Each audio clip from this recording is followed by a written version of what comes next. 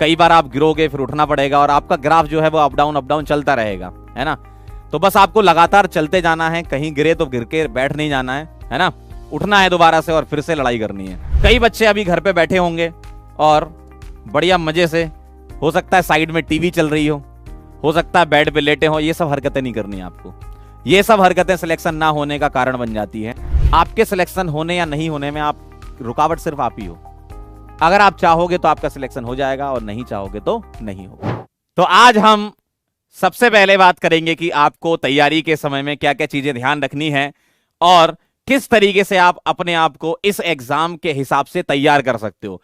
आप ये समझ लो कि आपका ट्रेनिंग सेशन शुरू हो चुका है और आज आपका पहला दिन है और पहले दिन जो जोश मैं आपका देख रहा हूं ना, यही जोश आखिरी दिन तक रहना चाहिए, तो आप डॉक्टर बन जाओगे।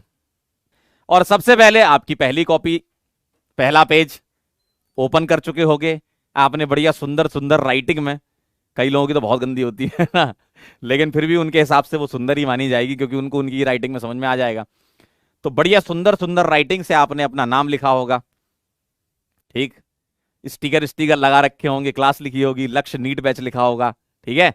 बस वहीं पर उस पहले पेज पर एक चीज और लिखनी है आपको, जो मैं लिख रहा हूं वही आप लोग लिखेंगे।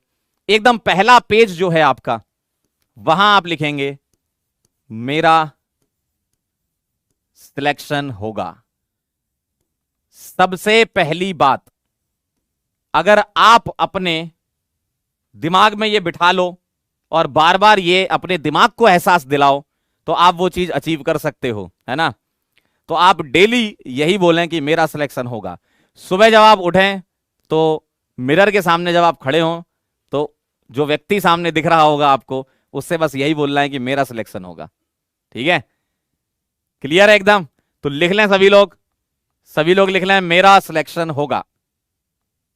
ठीक है, कि तैयारी के समय में क्या क्या चीजें होती हैं जो आपको ध्यान रखनी होंगी। सबसे पहला और मोस्ट इंपॉर्टेंट बात, ठीक है, क्योंकि हम एक ऑनलाइन क्लास में जुड़े हुए हैं, ठीक है, तो मेजरली यही होगा कि चैट के माध्यम से हम चल रहे होंगे और मैं आपको फील करूंगा, आप मुझे देख रहे होंगे, आप मुझे फील करना कि भाई मैं क्या बताना चाह रहा हूं, क्या चीज आपके पास आ रही है। ठीक है, और सबसे बढ़िया जो चीज दिमाग में आपको डालनी है वो ये है कि यार कंसिस्टेंसी आपको मेंटेन करनी है। पूरे साल भर आपको कंसिस्टेंट रहना है। कहीं अगर कंसिस्टेंसी बिगड़ती है तो उसको तुरंत रीगेन करेंगे। ऐसा नहीं कि आपका पूरा साल जोश हाई रहेगा। अगर ईमानदारी से बोला जाए तो कई बार आप गिरोगे, फिर उठना पड़ेगा और आपका ग्राफ जो है वो अप डाउन चलता रहेगा, है ना। तो बस आपको लगातार चलते जाना है, कहीं गिरे तो गिर के बैठ नहीं जाना है ना। उठना है दोबारा से और फिर से लड़ाई करनी है। ठीक है, तो सबसे पहली बात जो है, कई बच्चे अभी घर पे बैठे होंगे और बढ़िया मजे से, हो सकता है साइड में टीवी चल रही हो सकता है बेड पे लेटे हो। ये सब हरकतें नहीं करनी है आपको। ये सब हरकतें सिलेक्शन ना होने का कारण बन जाती है। आपकी एक ऑर्गेनाइज्ड स्टडी टेबल होनी चाहिए। सबसे पहली बात जो है, आप जिस स्टडी टेबल पर बैठ रहे हो उस स्टडी टेबल का आपको डेली ध्यान रखना है। ऐसा नहीं कि उसको पूरा कचरा कर देना है। जैसे अभी आप बैठे हो तो आपके सामने उस स्टडी टेबल पर क्या होना चाहिए, एक कॉपी होनी चाहिए और एक पेन होना चाहिए, और जो भी आपके पास फोन है या लैपटॉप है, या कई बच्चे टीवी में भी देखते हैं हमें, तो आप जहां भी बैठे हो, जैसे भी जिस भी माध्यम से आप हमें देख रहे हो, आपकी स्टडी टेबल पर इसके अलावा और कोई भंडारा नहीं होना चाहिए, है ना। स्टडी टेबल पर कई लोग बहुत सारी किताबें रख लेंगे इकट्ठी कर करके, रिश्तेदारों को दिखाने के लिए, है ना। रिश्तेदारों को दिखाने के लिए करते हैं ना अपन कि अरे आज तो अंकल आने वाले हैं, आज तो उनको दिखाएंगे, देखो कितना पढ़ रहे हैं हम। ऐसा कुछ नहीं करना, दिखावे के लिए नहीं पढ़ना, हमें अपने लिए पढ़ना है। ठीक है, तो स्टडी टेबल पर सिर्फ कॉपी और पेन क्लास के टाइम पे होना चाहिए, और उसके अलावा जब आप प्रैक्टिस कर रहे हो, जब आप रिवीजन कर रहे हो, उस टाइम पे जो भी सोर्सेज है वो आपके सामने होने चाहिए, है ना। क्लियर है। तो सबसे पहली चीज जो है वो यही है कि स्टडी टेबल आपकी क्या होना चाहिए, वेल ऑर्गेनाइज स्टडी टेबल होनी चाहिए। बात समझ गए? स्टडी टेबल ऑर्गेनाइज से समझ गए बात? सभी लोग जल्दी बताओ, क्लियर है? हाँ, स्टडी टेबल पर आपको चेयर पे बैठना भी है ना, ऐसा नहीं कि बस खड़े खड़े पढ़े जा रहे हैं। ठीक है, बिल्कुल। हाँ, कह रहे सर बैठना भी है क्या? बिल्कुल बैठना है ना। तो ऑर्गेनाइज स्टडी टेबल होना चाहिए। और दूसरा, अपने एग्जाम के बारे में आपको पता होना चाहिए। Know your exam. आप किस एग्जाम की तैयारी कर रहे हो, ये एग्जाम आपसे क्या डिमांड करता है, ये सारी चीजें पता होनी चाहिए। जहां तक नीट की बात की जाए, और जो सेक्शन में ले रहा हूं physical chemistry, formula based question आते हैं। फॉर्मूला बेस्ड क्वेश्चन आते हैं कि अगर आपके सामने कोई सवाल है उसमें आप फॉर्मूले को अप्लाई करेंगे तो क्वेश्चन आपसे बन जाएगा। हाँ, थोड़ा सा कैलकुलेशन कई बार होती है, थोड़ी ज्यादा हो जाती है, लेकिन उससे आपको डरना नहीं है, धीमे धीमे अपने आप को इंप्रूव करना है। तो कैलकुलेटिव पार्ट से हम डील कर रहे होंगे फिजिकल केमिस्ट्री में, ठीक है। तो आपको एग्जाम के बारे में पता होना चाहिए कि क्या होता है, कौन कौन से चैप्टर हैं।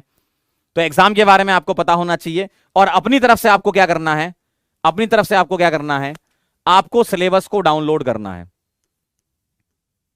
ठीक है। जो भी सिलेबस है आपको उसको डाउनलोड करना है और उसका आपको प्रिंट निकाल के जो भी आपकी स्टडी टेबल है वो आप सामने चिपका लो। ऐसा क्यों कह रहा हूं मैं, क्योंकि जब हम आगे चलते हैं ना, देखो ये जो एग्जाम है ना, इसमें सिर्फ पढ़ना ही नहीं होता, इसमें आपको कंप्लीटली इन्वॉल्व रखना होगा अपने दिमाग को।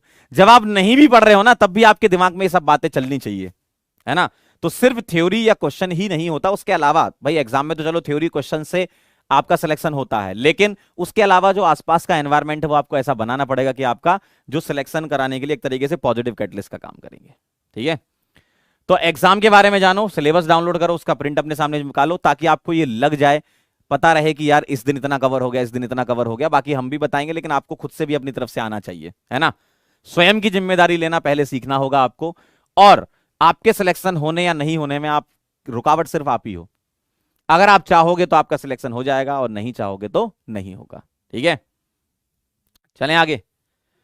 एक टेंटेटिव टाइम टेबल आपका होना चाहिए। अब ये टाइम टेबल ऐसा नहीं होना चाहिए कि आपने फिक्स कर लिया कि सुबह 7 बजे उठना है, 7 से 7:30 फ्रेशन अप, 7:30 से 8 ब्रेकफास्ट, 8 से 9 स्टडी। ऐसे नहीं करना भाई, इस तरीके से कोई टाइम टेबल नहीं बनता है, क्योंकि जिस दिन आप थोड़ा लेट हो जाते हो उठने में, वो पूरा टाइम टेबल सत्यानाश हो जाता है उसका। तो आपको टाइम स्लॉट्स बनाने हैं, अभी मैं आपको बताऊंगा किस तरीके से आप फॉलो कर सकते हो। टाइम के स्लॉट के हिसाब से आपको पढ़ना है कि भाई 2-2 घंटे के या 1.5-1.5 घंटे के या 1-1 घंटे के स्लॉट्स में हम पढ़ेंगे, है ना। तो इतना ज्यादा तकलीफ नहीं देनी बॉडी को कि मतलब एकदम जो है बॉडी परेशानी हो जाए तुमसे, कहे क्या कर रहे हो, बॉडी कहेगी भाई क्या कर रहे हो। ऐसा भी नहीं करना आपको। आपको पता है क्या, तैयारी को लोग क्या अलग मानते हैं, तैयारी को, प्रिपरेशन को एक अलग पार्ट ऑफ लाइफ मानते हैं। लाइफ का पार्ट बना लो ना इसको भाई, जो आपकी जिंदगी चल रही है उसी में ही ये चल रहा है। अलग से नहीं कि भाई अलग से बोझ लेके बैठे रहते कि नहीं ये एग्जाम है, ये एग्जाम है, एग्जाम है, ठीक है एग्जाम तो है ही, लेकिन आपको उसको अपनी जिंदगी में उतारना पड़ेगा एग्जाम को, ठीक है। और ये बहुत इंपॉर्टेंट चीज है, हेल्दी फूड आप लीजिए और बीमार कम से कम होइए।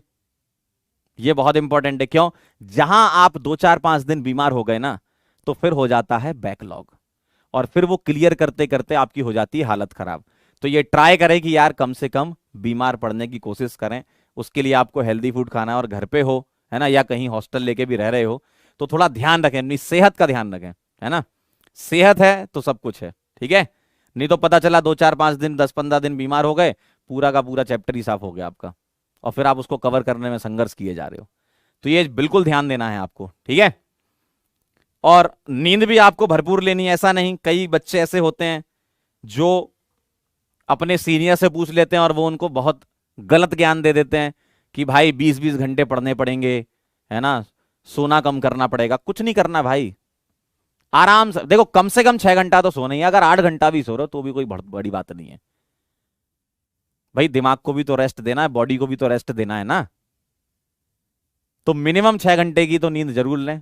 3 घंटे 4 घंटे सो के आप सोच लें कि हम बहुत ज्यादा आउटपुट निकाल लेंगे, तो आप गलत सोच रहे हैं। प्रॉपर तरीके से आप सोइए तो आपका दिमाग ज्यादा चलेगा जब आप पढ़ रहे हो। देखो मेन चीज क्या है ना, इफेक्टिव स्टडी बहुत मैटर करती है। आपने खुद ही देखा होगा, अब तो खैर आप लोग बड़े हो गए हो, 12th क्लास में आ गए हो, आपने खुद ही देखा होगा कि कुछ बच्चे ऐसे होते हैं कि यार वो आधा घंटा 1 घंटा पढ़ लेते हैं तो यार बहुत ज्यादा काम कर लेते हैं, 1 घंटे में वो 2 घंटे का आउटपुट निकाल लेते हैं। और कई बच्चे ऐसे होते हैं 3-3 घंटे बैठ जाते हैं, फिर भी उनसे कुछ नहीं हो रहा है। तो सिर्फ आपको स्टडी टेबल पे बैठना ही सब कुछ नहीं है। जितनी देर आप बैठ रहे हो आप उसके साथ इंसाफ कर रहे हो कि नहीं कर रहे हो। मतलब जितनी देर आप बैठे हो उसमें आपका आउटपुट 100% निकलना चाहिए। जरूरी नहीं है कि 4-4 5-5 घंटे की सिटिंग आप करें, 1-1 घंटे की सिटिंग करें, 5 मिनट 10 मिनट ब्रेक ले लें बीच में, फिर 1 घंटे बैठे। इस तरीके से दिमाग को भी रिफ्रेश करते रहें, है ना, दिमाग को भी रिफ्रेश करते रहें।